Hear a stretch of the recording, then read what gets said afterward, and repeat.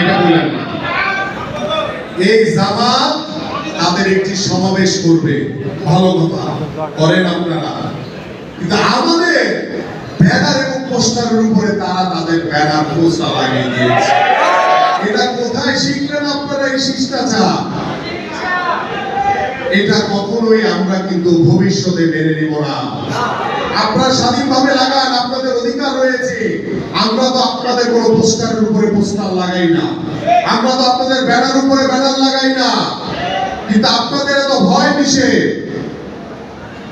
আপনার এত সাহস কোথায় বা যে আপনারা আমাদের ব্যানার পোস্টারের উপরে আপনাদের পোস্টার লাগান?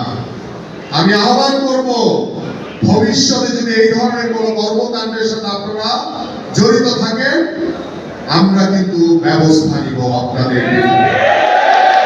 আমরা কাউকে ছাড় দিয়ে কথা বলবো না। এদেশের জনগণের স্বার্থে আপনারা আপনাদের নিজেদের স্বার্থ রক্ষার জন্য সকালে একটা বলেন, বিকালে আরেকটা বলেন, সারাদিন শুধু দাড়ি টুপি লাগিয়ে আপনারা শুধু মিথ্যাচার করেন।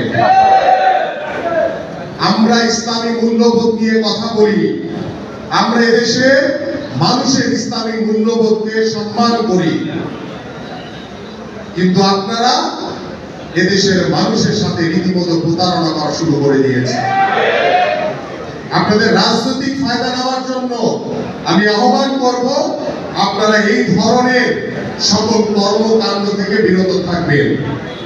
আমরা আপনাদেরকে সাথে নিয়ে, এদেশের সাধারণ মানুষকে সাথে নিয়ে, সকল রাজনৈতিক দলকে সাথে নিয়ে আমরা আগামী ফেব্রুয়ারিতে একটি অবাধ সুষ্ঠু নির্বাচন করতে চাই। সেই নির্বাচনে আপনারা আসেন, সকল নতুন দল আসুক, সকল ইসলামিক দল আসুক, এবং আমরা সহ সকল যুবপৎ আন্দোলনের সকল রাজনৈতিক দল সেই নির্বাচনে অংশগ্রহণ করবে। জনগণ সিদ্ধান্ত নিবে যে জনগণ কাকে নির্বাচিত করতে চায়। সেই জনগণের প্রতি আস্থা রাখেন। আমাদের জনগণের প্রতি আস্থা রয়েছে পরিপূর্ণভাবে, আমাদের জনগণের প্রতি পরিপূর্ণ বিশ্বাস রয়েছে।